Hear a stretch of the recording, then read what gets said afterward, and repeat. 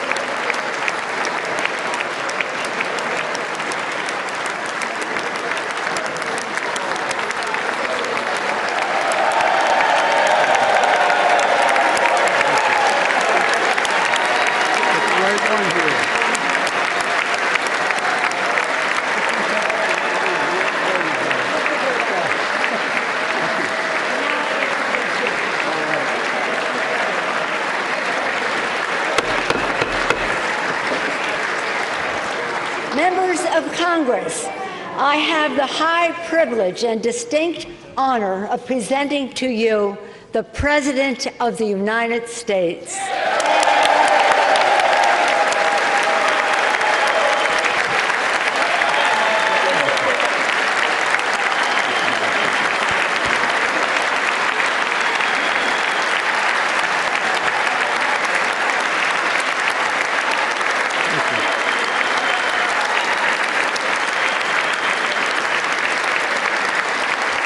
Thank you, thank you, thank you.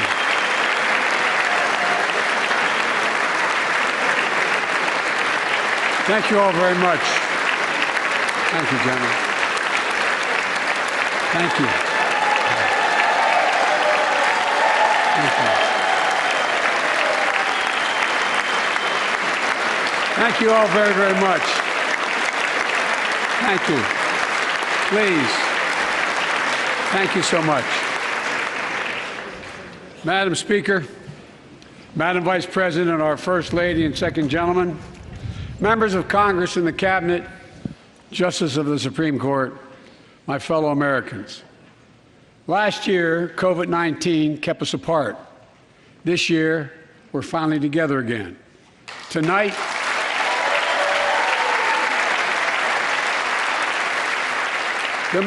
we meet as Democrats, Republicans, and Independents, but most importantly, as Americans, with the duty to one another, to America, to the American people, and to the Constitution, and an unwavering resolve that freedom will always triumph over tyranny.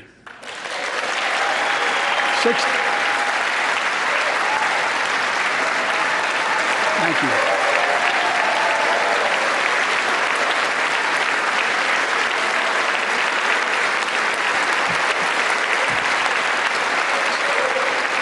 6 days ago, Russia's Vladimir Putin sought to shake the very foundations of the free world, thinking he could make it bend to his menacing ways. But he badly miscalculated.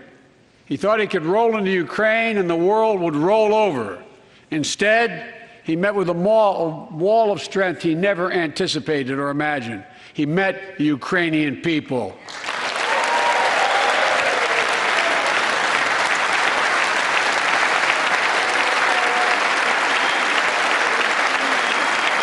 From President Zelensky to every Ukrainian, their fearlessness, their courage, their determination literally inspires the world. Groups of citizens blocking tanks with their bodies, everyone from students to retirees to teachers, turned soldiers defending their homeland. And in this struggle, President Zelensky said in his speech to the European Parliament, "Light will win over darkness." The Ukrainian ambassador to the United States is here tonight, sitting with the First Lady. Let each of us, if you're able to stand and send an unmistakable signal to the world of Ukraine. Thank you. Thank you, thank you, thank you.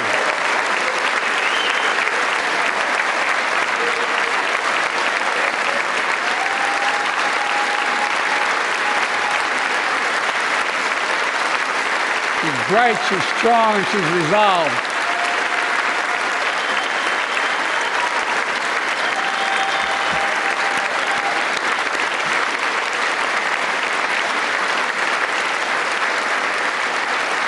Yes,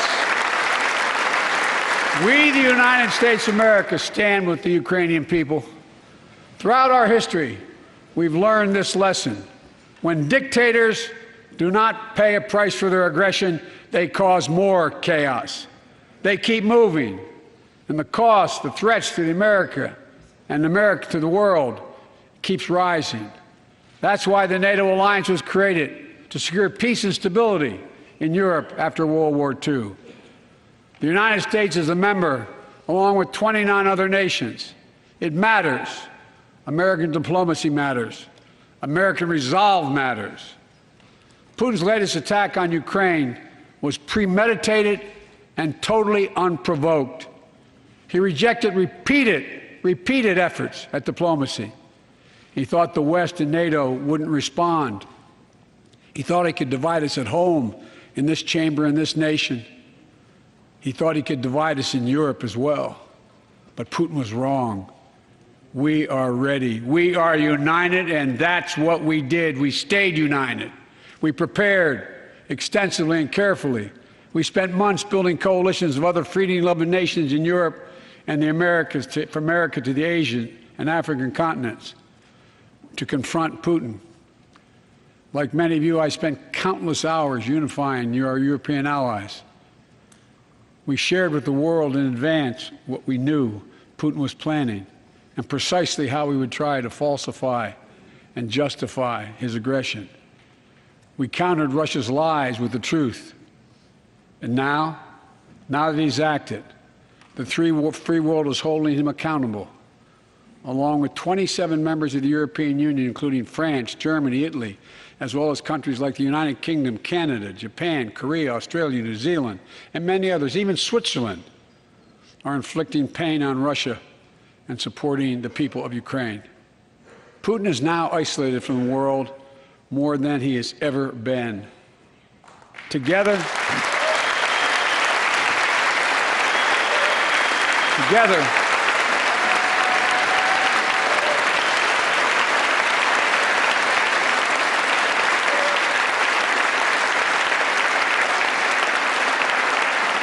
along with our allies, we are right now enforcing powerful economic sanctions. We're cutting off Russia's largest banks from the international financial system, preventing Russia's central bank from defending the Russian ruble, making Putin's $630 billion war fund worthless. We're choking Russia's access. We're choking Russia's access to technology that will sap its economic strength and weaken its military for years to come. Tonight, I say to the Russian oligarchs and the corrupt leaders who bilked billions of dollars off this violent regime, no more. The United States, I mean it.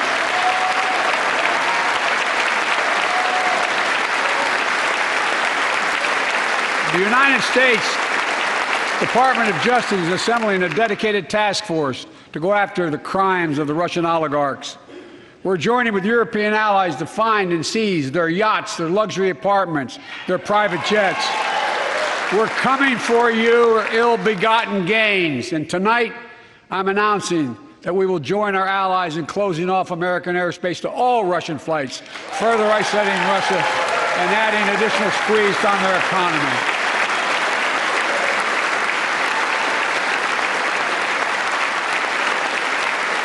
He has no idea what's coming. The ruble has already lost 30% of its value. The Russian stock market has lost 40% of its value, and trading remains suspended. The Russian economy is reeling, and Putin alone is the one to blame. Together with our allies, we're providing support to the Ukrainians in their fight for freedom. Military assistance, economic assistance, humanitarian assistance. We're giving more than $1 billion of direct assistance to Ukraine, and will continue to aid the Ukrainian people as they defend their country and help ease their suffering.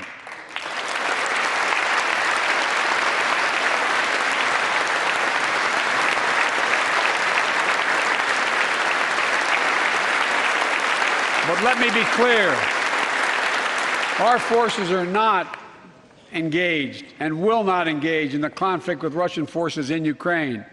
Our forces are not going to Europe to fight Ukraine, but to defend our NATO allies in the event that Putin decides to keep moving west.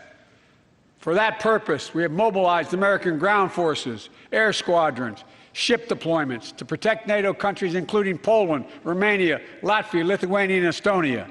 And as I've made crystal clear, the United States and our allies will defend every inch of territory that is NATO territory with the full force of our collective power. Every single inch.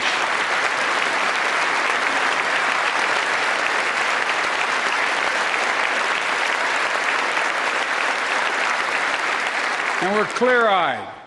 The Ukrainians are fighting back with pure courage. But the next few days, weeks, and months will be hard on them. Putin has unleashed violence and chaos. But while he may make gains on the battlefield, he'll pay a continuing high price over the long run. And a pound of Ukrainian people, the proud, proud people, pound for pound, ready to fight with every inch of energy they have. They've known 30 years of independence, have repeatedly shown that they will not tolerate anyone who tries to take their country backwards. To all Americans, I'll be honest with you, as I always promised I would be. A Russian dictator invading a foreign country has cost around the world. And I'm taking robust action to make sure the pain of our sanctions is targeted at the Russian economy, and that we use every tool at our disposal to protect American businesses and consumers.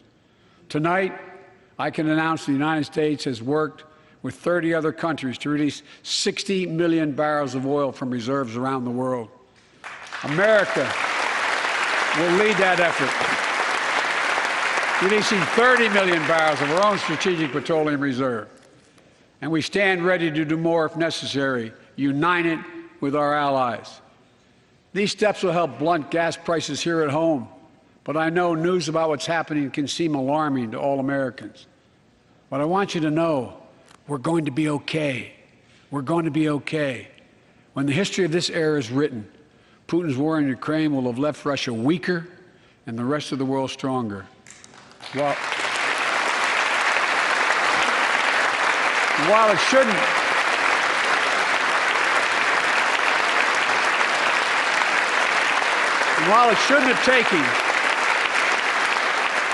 have taken something so terrible for people around the world to see what's at stake, now everyone sees it clearly.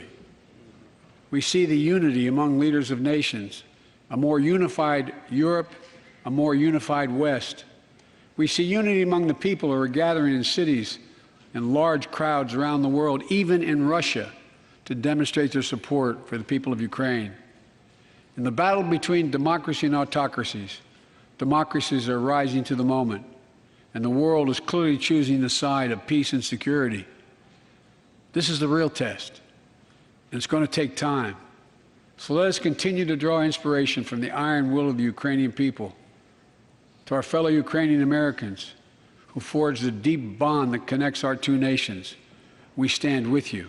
We stand with you. Putin may circle Kyiv with tanks, but he'll never gain the hearts and souls of the Iranian people. He'll never extinguish their love of freedom. and he will never, never weaken the resolve of the free world.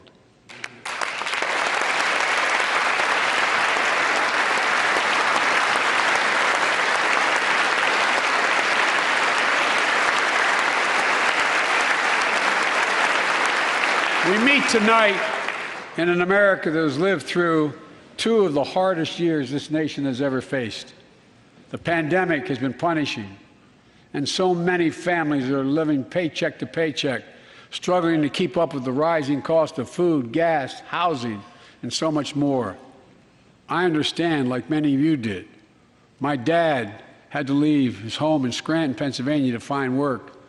So like many of you, I grew up in a family when the price of food went up, it was felt throughout the family.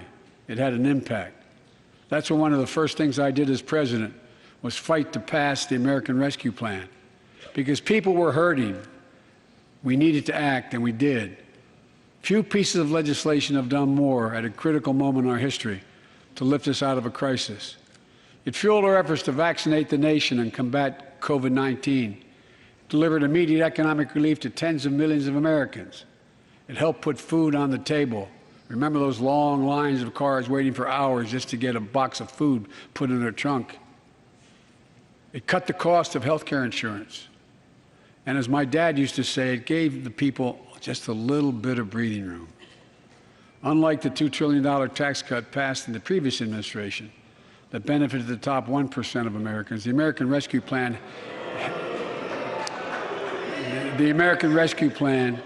helped working people and left no one behind.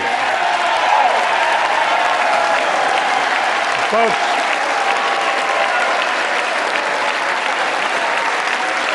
and it worked. It worked.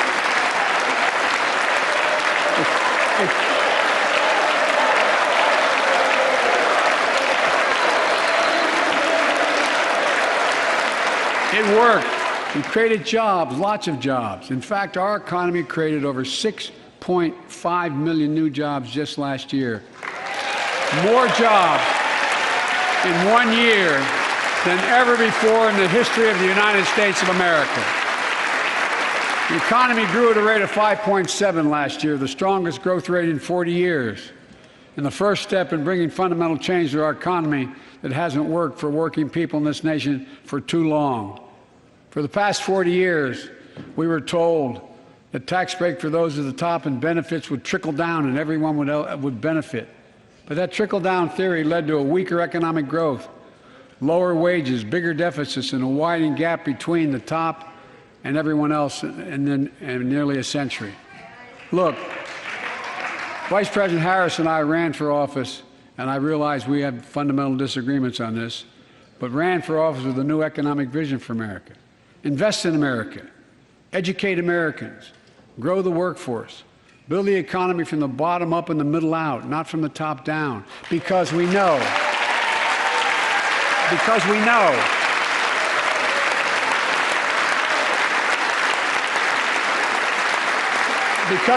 when the middle class grows, the poor have a way up and the wealthy do very well. America used to have the best roads, bridges, and airports on earth, and now our infrastructure is ranked 13th in the world. We won't be able to compete for the jobs of the 21st century if we don't fix it. That's why it was so important to pass the bipartisan infrastructure law. And I thank my Republican friends who joined to invest and rebuild America, the single biggest investment in history. It was a bipartisan effort, and I want to thank the members of both parties who worked to make it happen. We're done talking about infrastructure weeks. We're now talking about an infrastructure decade. And look, it's going to transform America, to put us on a path to win the economic competition of the 21st century that we face with the rest of the world, particularly China. I've told Xi Jinping it's never been a good bet to bet against the American people. We'll create good jobs for millions of Americans, modernizing roads, airports, ports, waterways, all across America. And we'll do it to withstand the devastating effects of climate change and promote environmental justice. We'll build a national network of 500,000 electric vehicle charging stations. Begin to replace the poisonous lead pipes so every child, every American has clean water to drink at home and at school. We're going to provide affordable, high-speed internet for every American, rural, suburban, urban, and tribal communities. 4,000 projects have already been announced. Many of you have announced them in your districts. And tonight, I'm announcing that this year, we will start fixing over 65,000 miles of highway and 1,500 bridges in disrepair. And folks,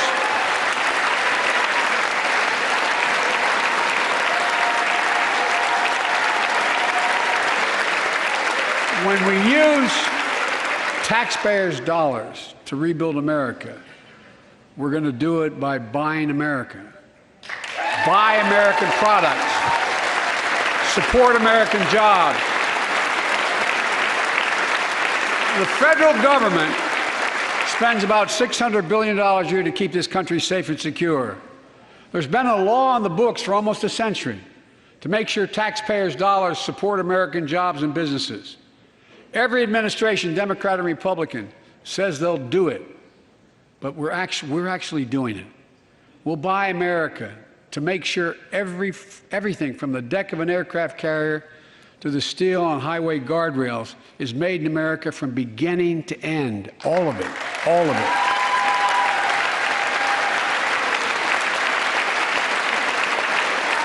But folks, to compete for the jobs of the future, we also need a level playing field with China and other competitors. That's why it's so important to pass the Bipartisan Innovation Act sitting in Congress that will make record investments in emerging technologies and American manufacturing. We used to invest almost 2% of our GDP in research and development. We don't now. China is. Let me give you one example why it's so important to pass. If you travel 20 miles east of Columbus, Ohio, you'll find 1,000 empty acres of land. It won't look like much, but if you stop and look closely, you'll see a field of dreams, the ground on which America's future will be built. That's where Intel, the American company that helped build Silicon Valley, is going to build a $20 billion semiconductor megasite, up to 8 state-of-the-art factories in one place, 10,000 new jobs. And in those factories, the average job about $135,000 a year. Some of the most sophisticated manufacturing in the world to make computer chips the size of a fingertip that power the world in everyday lives, from smartphones, technology, the internet, technology that's yet to be invented. But that's just the beginning. Intel CEO Pat Gelsinger, who is here tonight. I don't know where Pat is. Pat, there you go, Pat. Stand up.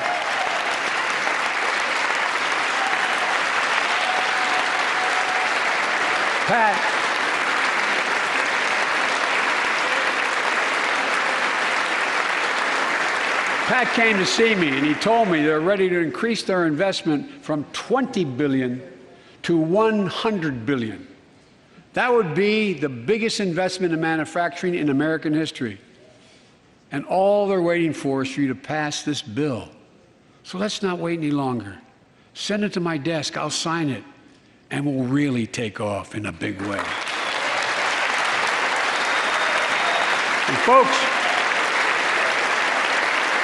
Intel is not alone. There's something happening in America. Just look around and you'll see an amazing story. The rebirth of pride that comes from stamping products made in America, the revitalization of American manufacturing. Companies are choosing to build new factories here when just a few years ago they would have gone overseas. That's what's happening. Ford is investing $11 billion in electric vehicles, creating 11,000 jobs across the country. GM is making the largest investment in its history, $7 billion to build electric vehicles, creating 4,000 jobs in Michigan. All told, 369,000 new manufacturing jobs were created in America last year alone. Folks,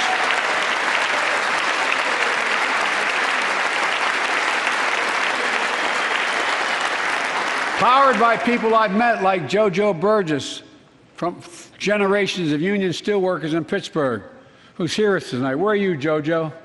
There you go. Thanks, buddy. As Ohio Senator Sherrod Brown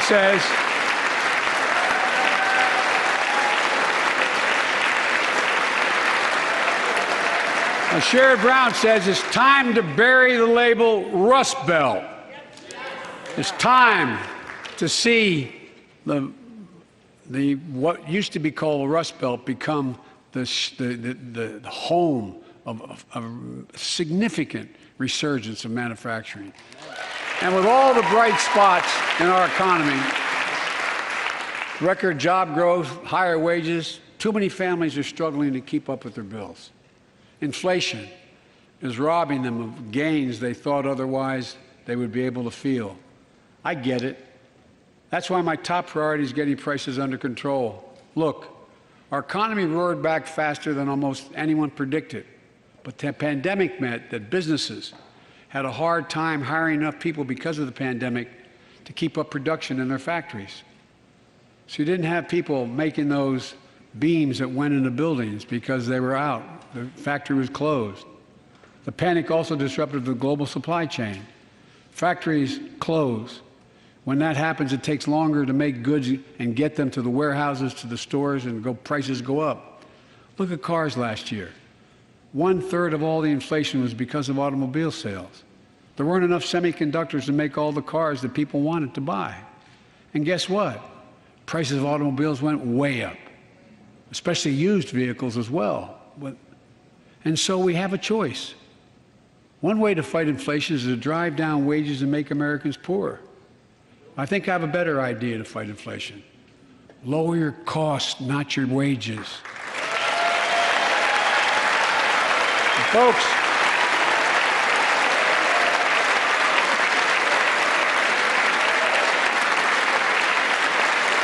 that means make more cars and semiconductors in America, more infrastructure and innovation in America, more goods moving faster and cheaper in America, more jobs where you can earn a good living in America.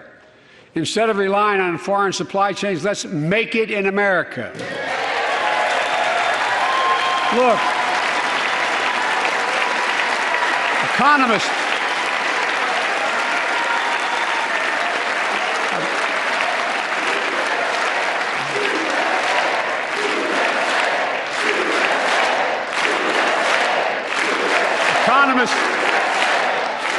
call this increasing the productive capacity of our economy. I call it building a better America. My plan to fight inflation will lower your costs and lower the deficit. 17 Nobel laureates in economics said my plan will ease long-term inflationary pressures. Top business leaders, and I believe most Americans, support the plan. And here's the plan. First, cut the cost of prescription drugs. We pay more for the same drug produced by the same company in America than any other country in the world. Just look at insulin. 1 in 10 Americans has diabetes. In Virginia, I met a 13-year-old boy, the handsome young man standing up there, Joshua Davis. He and his dad both have type 1 diabetes, which means they need insulin every single day. Insulin costs about $10 a vial to make. That's what it costs the pharmaceutical company. But drug companies charge families like Joshua and his dad up to 30 times that amount. I spoke with Joshua's mom. Imagine what it's like to look at your child who needs insulin to stay healthy and have no idea how in God's name you're going to be able to pay for it. What it does to your family, but what it does to your dignity, your ability to look your child in the eye, to be the parent you expect yourself to be. I really mean to think about that. That's what I think about. You know, yesterday, Joshua's here tonight, but yesterday was his birthday. Happy birthday, buddy, by the way. For Joshua and 200,000 other young people with type 1 diabetes, let's cap the cost of insulin at $35 a month so everyone can afford it. And drug companies will do very, very well, their profit margin. While we're at it, I know we have great disagreements on this floor with this. Let's let Medicare negotiate the price of prescription drugs.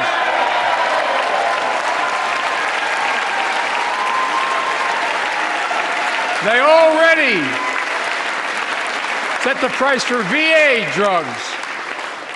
Look, the American Rescue Plan is helping millions of families with Affordable Care Act plans to save them $2,400 a year on their health premiums. Let's close the coverage gap and make these savings permanent. And second, let's cut energy costs for families, an average of $500 a year by combating climate change. Let's provide an investment tax credits to weatherize your home and your business, to be energy efficient and get a tax credit for it. Double America's clean energy production in solar, wind, and so much more. Lower the price of electric vehicles, saving another $80 a month that you're not going to have to pay at the pump. Folks,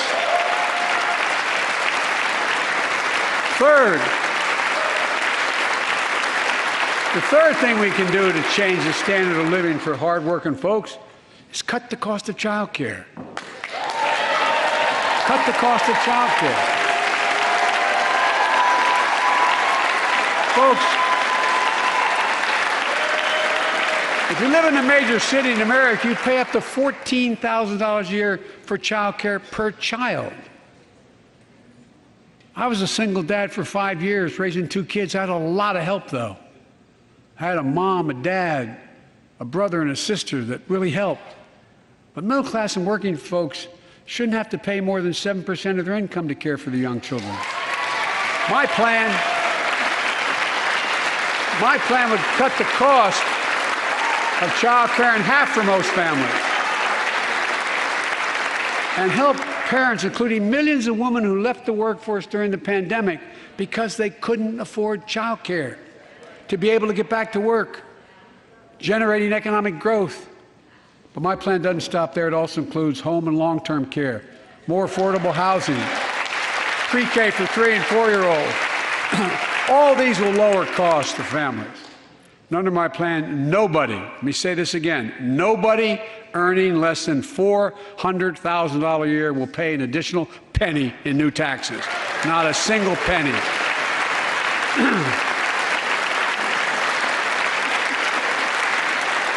I may be wrong, but my guess is if we took a secret ballot in this floor, that we'd all agree that the present tax system ain't fair. We have to fix it. I'm not looking to punish anybody, but let's make corporations and wealthy Americans start paying their fair share. Look, last year,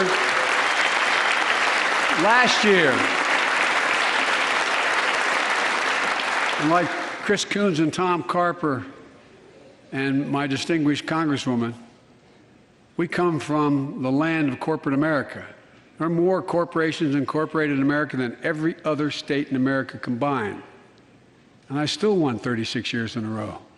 The point is, even they understand they should pay just a fair share. Last year, 55 of the Fortune 500 companies earned $40 billion in profit and paid 0 in federal taxes. Now look, it's not fair. That's why I proposed a 15% minimum tax rate for corporations. And that's why in the G7 and other meetings overseas, we're able to put together, I was able to be somewhat helpful, 130 countries agree on a global minimum tax rate. So companies can't get out of paying their taxes at home by shipping jobs and factories overseas. It'll raise billions of dollars. That's why I propose closing loopholes for the very wealthy who pay a lower tax rate than a teacher and a firefighter. So that's my plan, but we'll go in more detail later.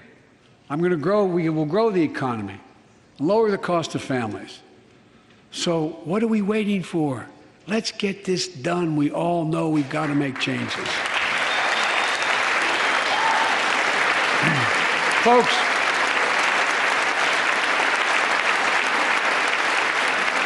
and while you're at it, confirm my nominees for the Federal Reserve, which plays a critical role in fighting inflation.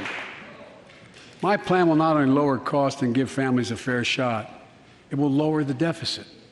The previous administration not only ballooned the deficit with those tax cuts for the very wealthy and corporations, it undermined the watchdogs, the job of those to keep pandemic relief funds being wasted. Remember we had those debates about whether or not those watchdogs should be able to see every day how much money was being spent, where was it going to the right place? But in my administration, the watchdogs are back. And we're going to go after the criminals who stole billions of relief money meant for small business and millions of Americans. And tonight I'm announcing that the Justice Department will soon name a chief prosecutor for pandemic fraud.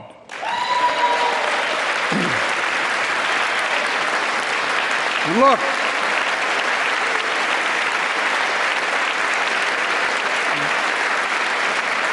I think we all agree, thank you.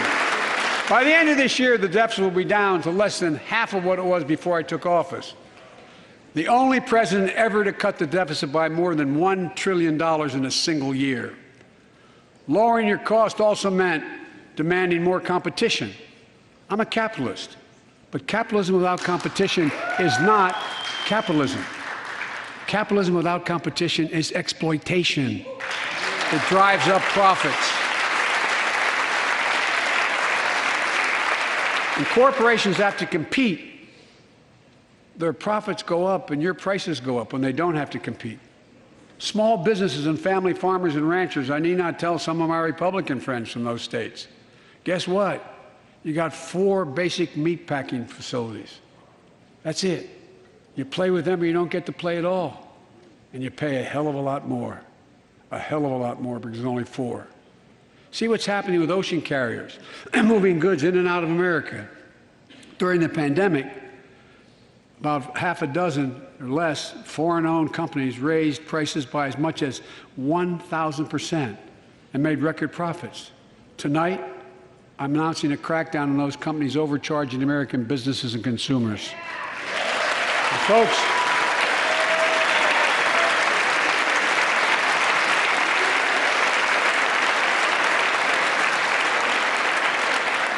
and as Wall Street firms take over more nursing homes, quality in those homes has gone down, and costs have gone up. That ends on my watch. Medicare is going to set higher standards for nursing homes and make sure your loved ones get the care they deserve and that they inspect and they will look at closely. We're also going to cut costs to keep the economy going strong and giving workers a fair shot, provide more training and apprenticeships, hire them based on skills, not just their degrees. Let's pass the Paycheck Fairness Act and paid leave. Raise the minimum wage to $15 an hour and extend the child tax credit so no one has to raise a family in poverty. Let's increase Pell Grants, increase our historic support for HBCUs, and invest in what Jill, our First Lady who teaches full-time, calls America's best-kept secret, community colleges. Look, let's pass the PRO Act. When a majority of workers want to form a union, they shouldn't be able to be stopped. When we invest in our workers and we build an economy from the bottom up and the middle out together, we can do something we haven't done in a long time, build a better America. For more than 2 years, COVID has impacted every decision in our lives and the life of this nation. And I know you're tired, frustrated, and exhausted. That doesn't even count the close to 1 million people who sit at a dining room table or a kitchen table and look at an empty chair because they lost somebody. But I also know this, because of the progress we've made, because of your resilience, and the tools that we have been provided by this Congress, tonight I can say we're moving forward safely back to more normal routines. We've reached a new moment in the fight against COVID-19, where severe cases are down to a level not seen since July of last year. Just a few days ago, the Center for Disease Control and Prevention issued a new mask guidelines. Under the new guidelines, most Americans and most of the country can now go mask-free. And based on projections, more of the country will reach a point across the next couple of weeks. And thanks to the progress we've made in the past year, COVID-19 no longer need control our lives. I know some are talking about living with COVID-19, but tonight I say that we never will just accept living with COVID-19. We'll continue to combat the virus as we do other diseases. And because this virus mutates and spreads, we have to stay on guard. And here are 4 common sense steps as we move forward safely, in my view. First, stay protected with vaccines and treatments. We know how incredibly effective vaccines are. If you're vaccinated and boosted, you have the highest degree of protection. We'll never give up on vaccinating more Americans. Now, I know parents with kids under 5 are eager to see their vaccines authorized for their children. Scientists are working hard to get that done. We'll be ready with plenty of vaccines if and when they do. We're all ready. We are also ready with antiviral treatments. If you get COVID-19, the Pfizer pill reduces your chances of ending up in the hospital by 90%. I've ordered more pills than anyone in the world has. Pfizer is working overtime to get us 1 million pills this month and more than double that next month. And now we're launching the Test to Treat initiative, so people can get tested at a pharmacy, and if they prove positive, receive the antiviral pills on the spot at no cost. Folks, if you're immunocompromised or have some other vulnerability, we have treatments and free high-quality masks.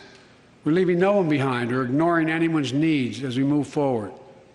On testing, we've made hundreds of millions of tests available, and you can order them for free to your doorstep. And we've already ordered free tests. If you already ordered free tests tonight, I'm announcing you can order another group of tests. Go to covidtest.gov starting next week, and you can get more tests. Second, we must prepare for new variants. Over the past, we've gotten much better at detecting new variants. If necessary, we'll be able to develop new vaccines within 100 days instead of maybe months or years. And if Congress provides the funds we need, we'll have new stockpiles of tests, masks, pills ready if needed. I can't promise a new variant won't come, but I can promise you we'll do everything within our power to be ready if it does. Third,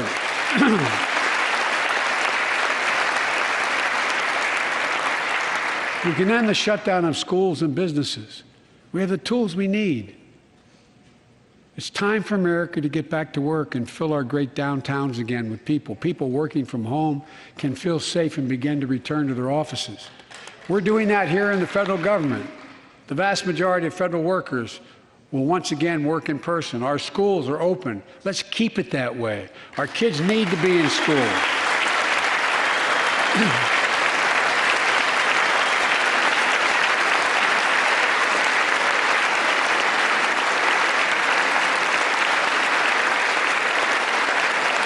With 75% of adult Americans fully vaccinated and hospitalizations down by 77%, most Americans can remove their masks and stay in the classroom and move forward safely. We achieved this because we provided free vaccines, treatments, tests, and masks. Of course, continuing this costs money, so I'll not surprise you. I'll be back to see you all. And I'm going to soon send a request to Congress. The vast majority of Americans have used these tools and may want again. We may need them again, so I expect Congress, and I hope you'll pass that quickly. Fourth, we'll continue vaccinating the world. We've sent 475 million vaccine doses to 112 countries, more than any nation on earth. We won't stop. Because you can't build a wall high enough to keep out a vaccine. The vaccine can stop the spread of these diseases. You know, we've lost so much in COVID-19. Time with one another. The worst of all, the loss of life. Let's use this moment to reset. So stop looking at COVID as a partisan dividing line. See it for what it is, a god-awful disease.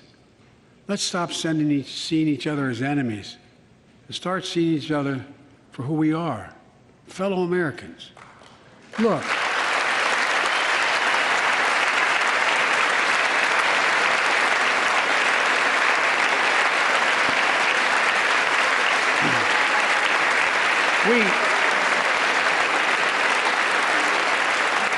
We can't change how divided we've been. It was a long time in coming. But we can change how to move forward on COVID-19 and other issues that we must face together.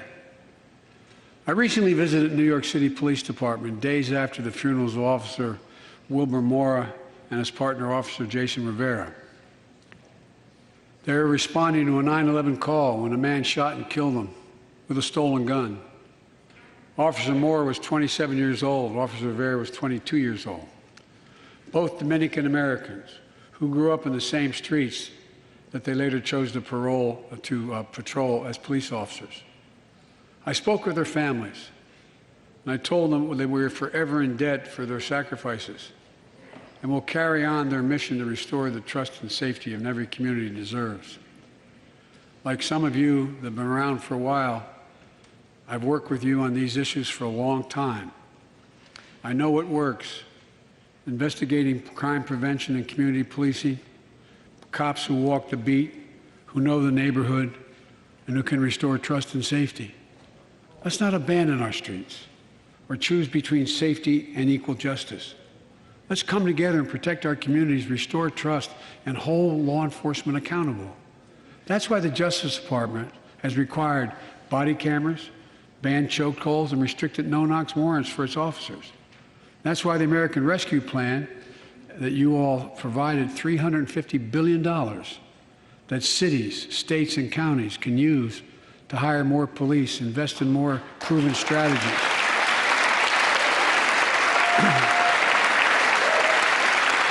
Proven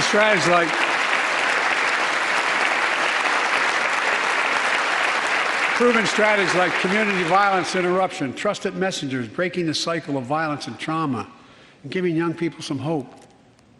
We should all agree the answer is not to defund the police, it's to fund the police. Fund them. Fund them.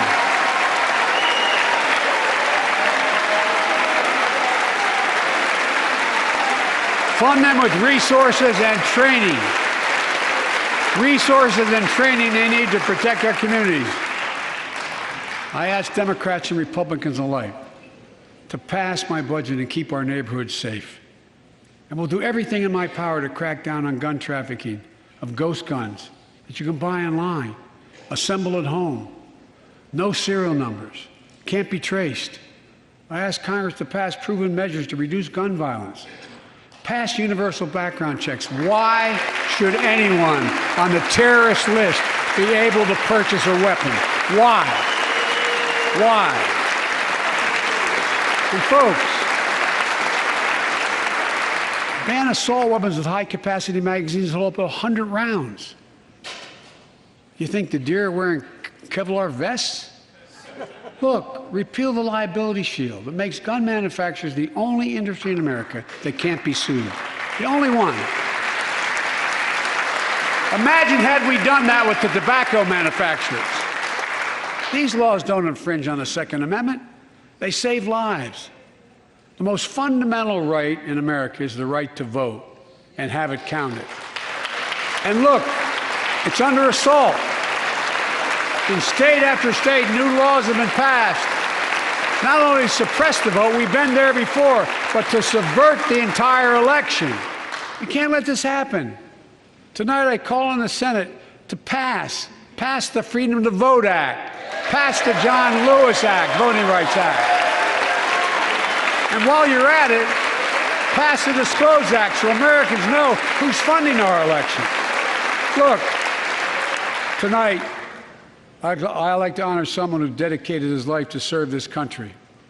Justice Breyer, an Army veteran, constitutional scholar, retiring Justice of the United States Supreme Court.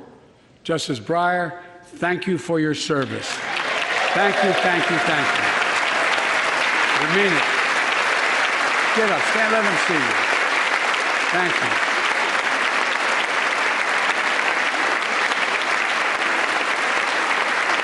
And we all know, no matter what your ideology, we all know one of the most serious constitutional responsibility a president has is nominating someone to serve on the United States Supreme Court.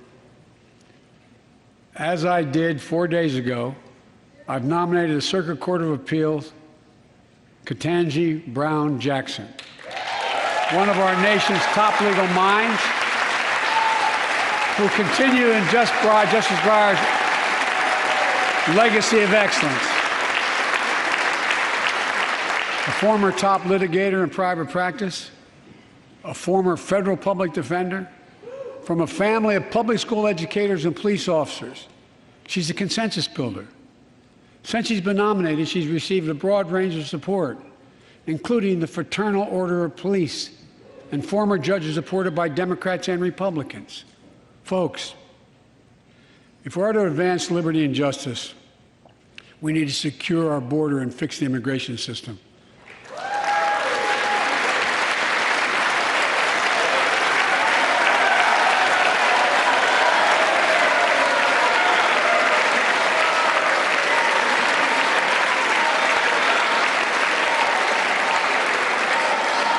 And as you might guess, I think we can do both. At our border, we've installed new technology like cutting-edge scanners to better detect drug smuggling. We've set up joint patrols with Mexico and Guatemala to catch more human traffickers. We're putting in place dedicated immigration judges in a significant larger number so families fleeing persecution and violence can have their cases heard faster, and those who don't legitimately hear can be sent back. We're screening, we're securing commitments and supporting partners in South and Central America to host more refugees and secure their own borders. We can do all this while keeping lit the torch of liberty that has led a generation of immigrants to this land, my forebears and many of yours. Provide a pathway to citizenship for dreamers, those with temporary status, farm workers, essential workers. Revise our laws so businesses have workers they need and families don't wait decades to reunite. It's not only the right thing to do, it's economically smart thing to do. That's why the immigration reform is supported by everyone from labor unions to religious leaders to the U.S. Chamber of Commerce. Let's get it done once and for all. Folks,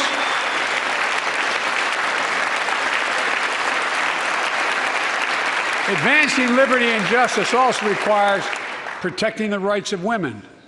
The constitutional right affirmed by Roe v. Wade, standing precedent for half a century, is under attack as never before. If you want to go forward, not backwards, we must protect access to health care, preserve a woman's right to choose, and continue to advance maternal health care for all Americans. And folks, for our LGBTQ+ Americans, let's finally get the Bipartisan Equality Act to my desk. The onslaught of state laws targeting transgender Americans and their families, it's simply wrong.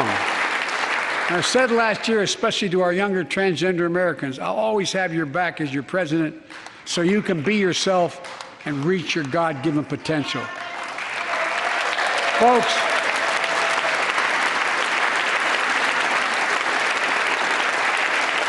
as I've just demonstrated, while it often appears we do not agree, and that we do agree on a lot more things than we acknowledge. I signed 80 bipartisan bills into law last year, from preventing government shutdowns, to protecting Asian Americans from still too common hate crimes, to reforming military justice, and will soon be strengthening the Violence Against Women Act that I first wrote 3 decades ago. And it's important. It's important for us to show the nation we can come together and do big things. So tonight I'm offering a unity agenda for the nation. 4 big things we can do together, in my view. First, beat the opioid epidemic. There's so much we can do. Increase funding for prevention, treatment, harm reduction, and recovery. Get rid of outdated rules and stop doctors stop doctors prescribing treatments. Stop the flow of illicit drugs by working with state and local law enforcement to go after the traffickers. And if you're suffering from addiction, you should know you're not alone. I believe in recovery, and I celebrate the 23 million Americans in recovery. Second, let's take on mental health, especially among our children whose lives and education have been turned upside down. The American Rescue Plan gave schools money to hire teachers and help students make up for lost learning. I urge every parent to make sure your school does just that. They have the money. We can all play a part. Sign up to be a tutor or a mentor. Children were also struggling before the pandemic: bullying, violence, trauma, and the harms of social media. As Frances Haugen, who is here tonight with us, has shown, we must hold social media platforms accountable for the national experiment they're conducting on our children for profit.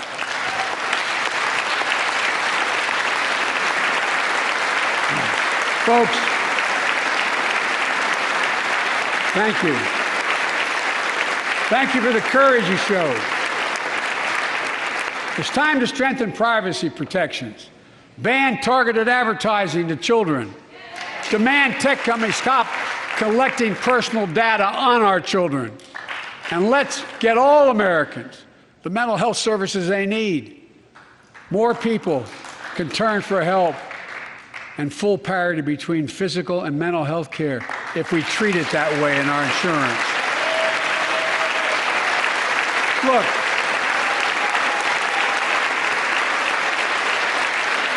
the third piece of that agenda is support our veterans.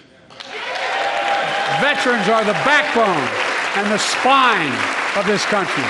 They're the best of us. I've always believed that we have a sacred obligation to equip those we send to war and care for those and their family when they come home.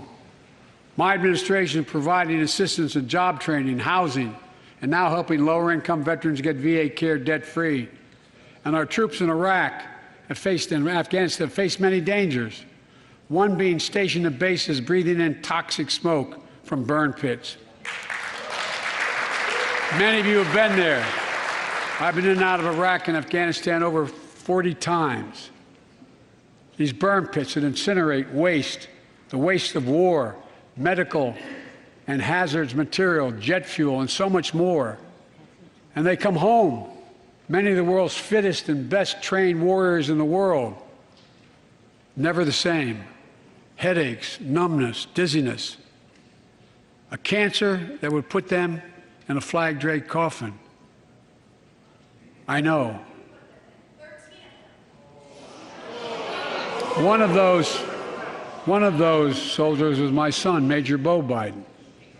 I don't know for sure if the burn pit that he lived near, that his hooch was near, in Iraq and earlier than that in Kosovo, is the cause of his brain cancer, the disease of so many other troops. But I am committed to find out everything we can, committed to military families like Danielle Robinson from Ohio, the widow of Sergeant First Class Heath Robinson. He was born a soldier, Army National Guard, combat medic in Kosovo and Iraq, stationed near Baghdad, just yards from burn pits the size of football fields. Danielle is here with us tonight. They love going to Ohio State football games.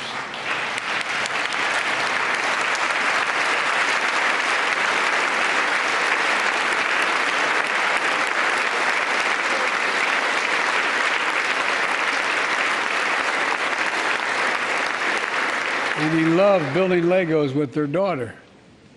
But cancer from prolonged exposure to burn pits ravaged Heath's lungs and body. Danielle says Heath was a fighter to the very end.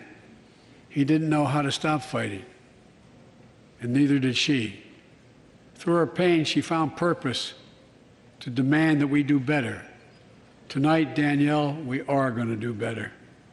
The VA is pioneering new ways of linking toxic exposure to disease, already helping more veterans get benefits. And tonight, I'm announcing we're expanding eligibility to veterans suffering from 9 respiratory cancers. I'm also calling on Congress to pass a law to make sure veterans devastated by toxic exposure in Iraq and Afghanistan finally get the benefits and the comprehensive health care they deserve.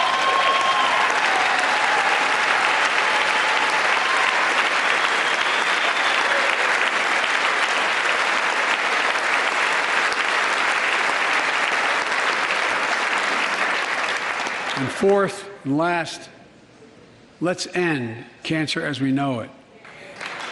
This is personal.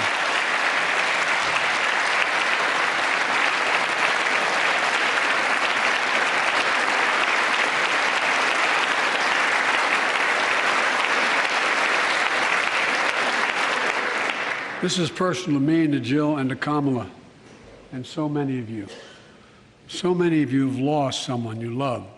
Husband, wife, son, daughter, mom, dad. Cancer is the #2 cause of death in America, second only to heart disease. Last month, I announced the plan to supercharge the cancer moonshot that President Obama asked me to lead 6 years ago. Our goal is to cut cancer death rates by at least 50% over the next 25 years, and I think we can do better than that. Turn cancers from death sentences into treatable diseases. More support for patients and their families. To get there, I call on Congress to fund what I call ARPA-H, Advanced Research Projects Agency for Health, patterned after DARPA and the Defense Department. Projects that led in DARPA to the internet, GPS, and so much more to make our forces more safer and be able to wage war with more clarity. ARPA will have a singular purpose: to drive breakthroughs in cancer, Alzheimer's and diabetes, and more. A unity agenda for the nation. We can do these things. It's within our power, and I don't see a partisan edge to any one of those 4 things. My fellow Americans, tonight we've gathered in this sacred space, a citadel of democracy, in this Capitol. Generation after generation of Americans have debated great questions amid great strife and have done great things. We fought for freedom, expanded liberty, debated totalitarianism and terror. We built the strongest, freest, and most prosperous nation the world has ever known. Now is the hour, our moment of responsibility, our test of resolve and conscience, of history itself. It is in this moment that our character of this generation is formed. Our purpose is found. Our future is forged. Well, I know this nation. We'll meet the test, protect freedom and liberty, expand fairness and opportunity, and we will save democracy. As hard as those times have been, I'm more optimistic about America today than I've been my whole life, because I see the future that's within our grasp, because I know there's simply nothing beyond our capacity. We're the only nation on earth that has always turned every crisis we've faced into an opportunity. The only nation that can be defined by a single word: possibilities. So on this night, on our 245th year as a nation, I've come to report on the state of the nation, the State of the Union.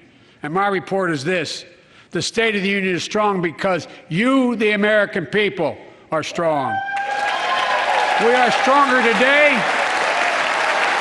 We are stronger today than we were a year ago. And we'll be stronger a year from now than we are today. This is our moment. to meet and overcome the challenges of our time. And we will, as one people, one America, the United States of America. God bless you all, and may God protect our troops. Thank you. Go get him.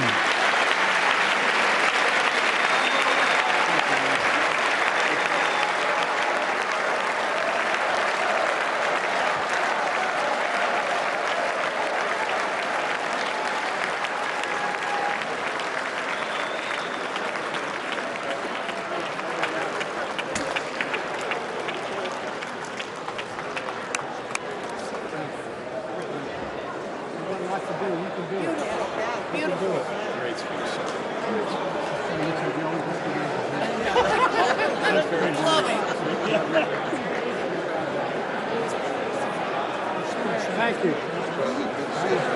Good to see you guys. Well,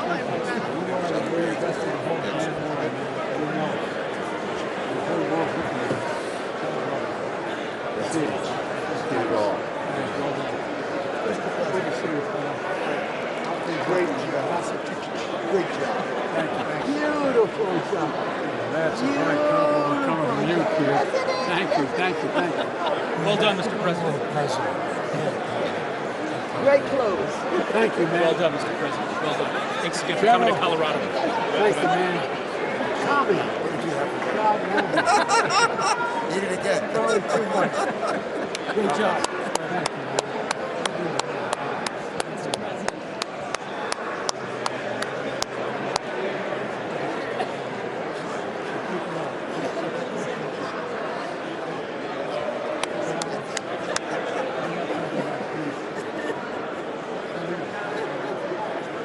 Thank you, man. Well done, Mr. President. That was a hell of a speech. Great job, Mr. President. yes. Nice inspirational speech. You know, they asked me, what did I want to hear tonight? I said, I wanted you to give us some hope. You knocked it out the park. Thank you. Thank you. Thank you. Great job. Besides, we got the best damn generals in the world. I'll tell you what. Listen to everything you say, as you know. Good to see you, man.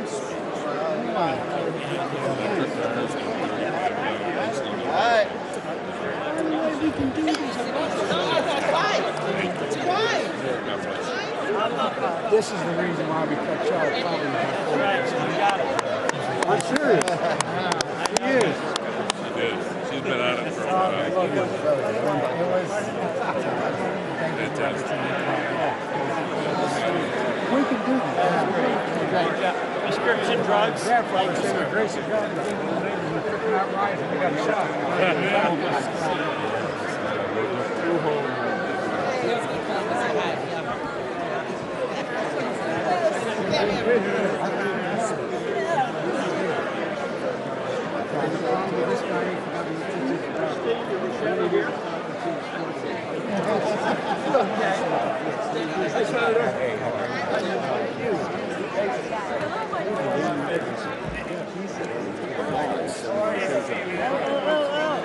Thank you, Justice.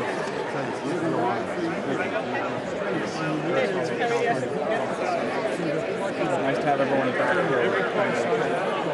I'm doing well. Good to see you.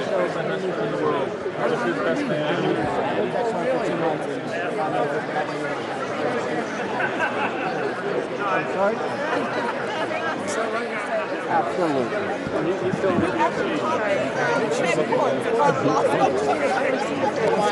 But she was the dean. But that was your.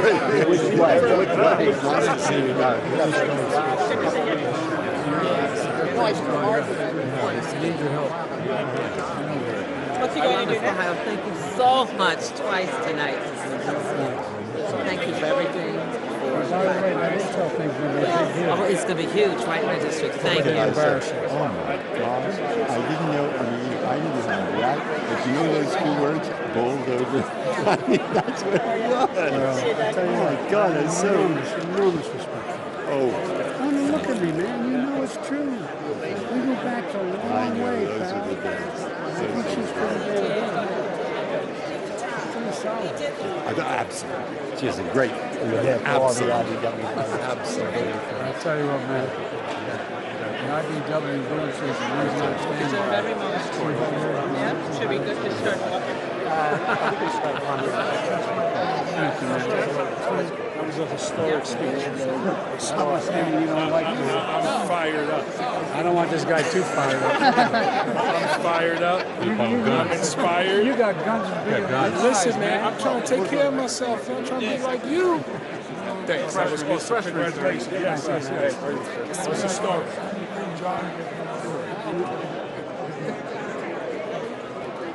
I mean, listen, people at home appreciate us. Absolutely. Thanks for talking about children. From Northwest Indiana. It's good to see you very well. Steel workers, Joe. It's great to have him here. Bring the message. Thank you for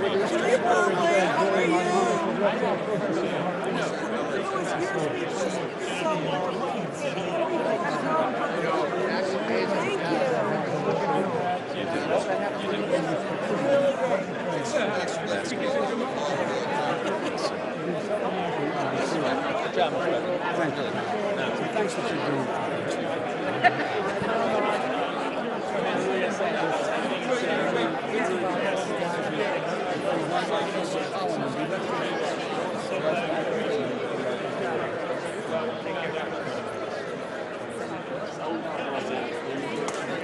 You're the real photographer.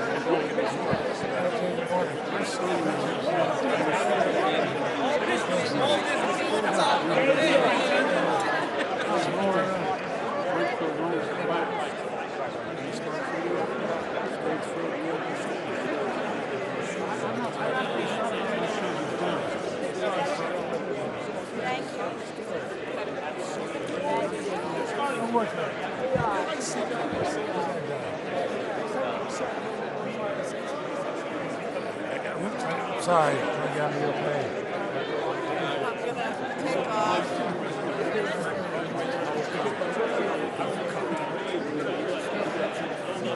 good not really, you know what I mean? You know what I mean?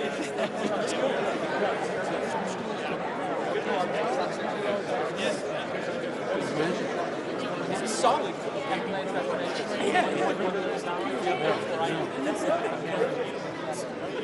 See you later.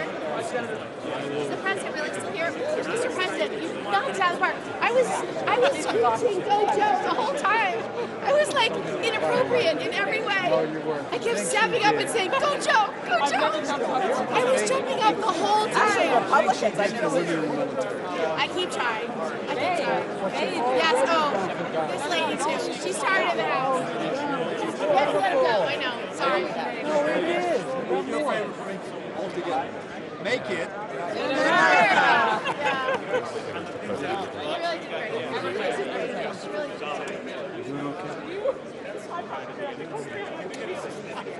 Yeah, he literally said all the high points over and over again. He's like, all I hear is just blah, blah, blah. I was keeping right All right, I'm going the right way. Mr. President, Al Green. I know, Al. You can't hide behind that I mask. want your signature on your, this is your card. Okay.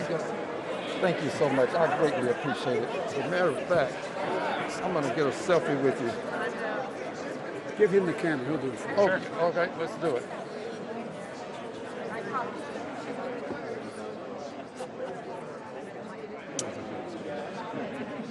Thank you.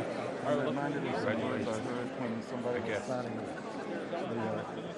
Obamacare. About the deal. Oh, look. God, thank God.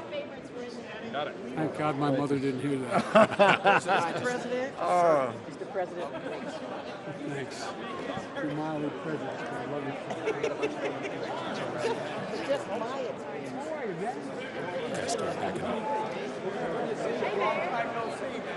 So I'll see you on Thursday. Yes. You're signing my book of It's a big deal.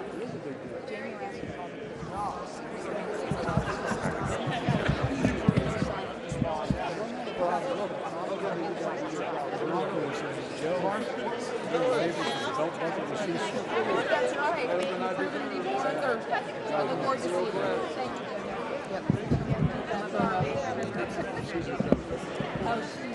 She comes from an incredible family. Her sister used to run my Delaware operation, and her dad decided to be an All-American high school and invented the Tony Archibald. And the dean of her delegation.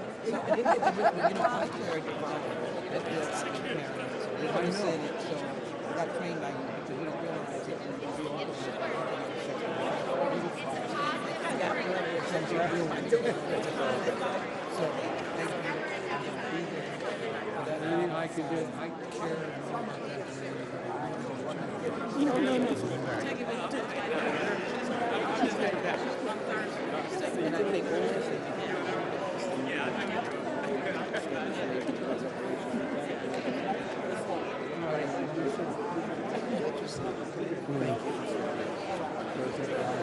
Hey, I'll be with you tomorrow. I'm gonna, yeah.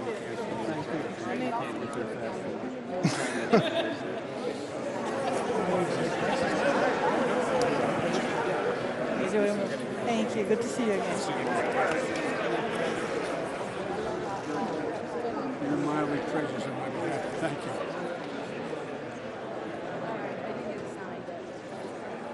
I'm with you. No, I get it. Good Lord. Go Bears. From the Ukrainian embassy for you and for your spouse. I love this lady.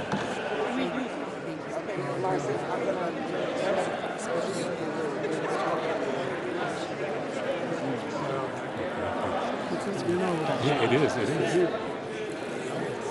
It's good to see you. Yes, sir. I know. And by the way, Here, so you can get next to it. You go to the front. if I were in Puerto Rico, I spend a lot of time. No, I know. But my point is, I spend a lot of time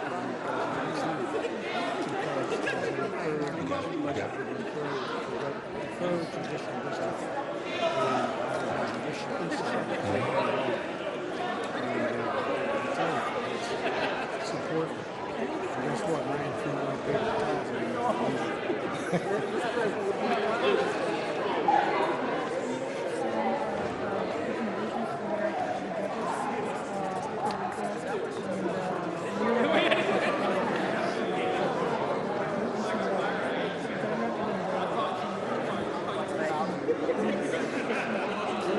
Okay.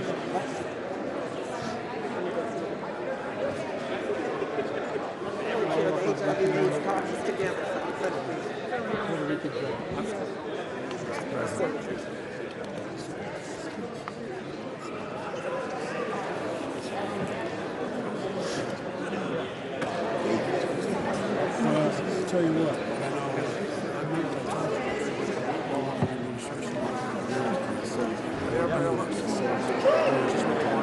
We got spoiled last year.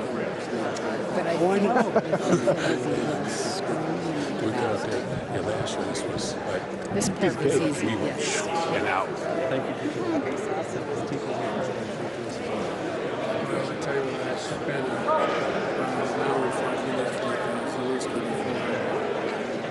I just came back from Ukraine myself.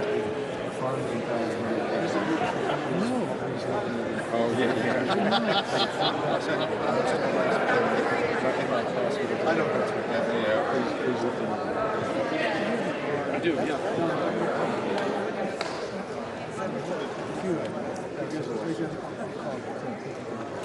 you know, a quick session. Mix. Chairman.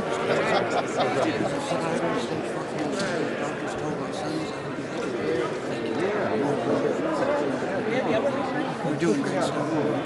It's 15 years ago, I was told I was doing because of public investment. My son retired. I have 10% chances.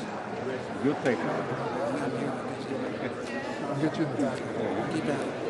Derek. How are you, Derek? Yeah, how you doing, Derek? Thank you for talking about this. Just on Friday, introduced the bill, 9 Democrats, 9 Republicans, to do what we're calling the civic bridge building pilot through America.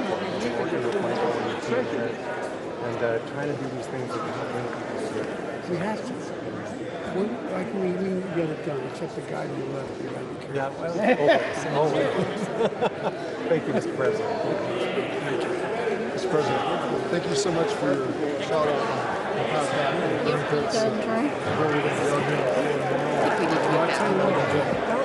sir. Good to see you. Good to see you as well. Thank you. Great speech. I like to know who's home and have a Oh, get out of here. Come on, let's go shopping. Yeah, let's go shopping. Can we get a photo? Yeah, come on, jump in. All right, I'll get one here. All right, get your face in there. Let me go back this way.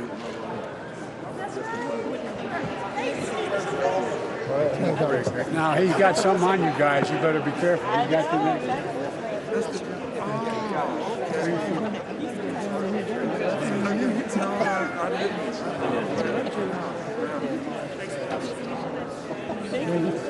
Now, I've been around so long, I remember when I was in Houston. Not only Austin, but Houston was all blue. They were good old days. Thank you, sir. Turn around, go get a mug. Oh, that's a great shot, yeah. Thank you, Survivors out here. We'll get stuff going. Thank you. Okay, now I can. Okay. That's clear. Great job. What's your name? Mark.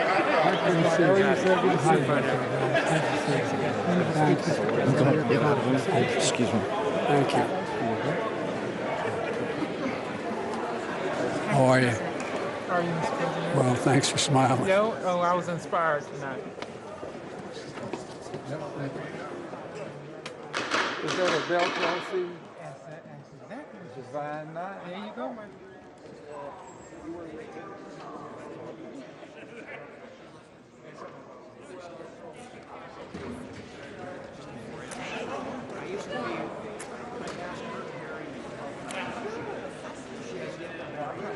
He keeps asking me, but I can't tell him he's married.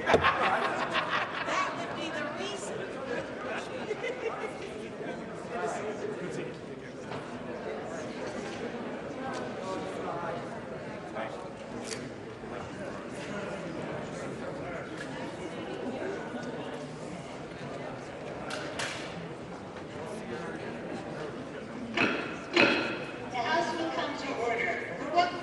Does the gentleman from Maryland seek recognition?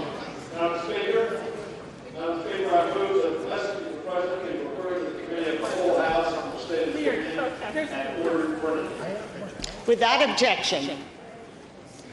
Pursuant to Section 11B of House Resolution 188, the House stands adjourned until 10 a.m. tomorrow for morning hour debate and noon for legislative business.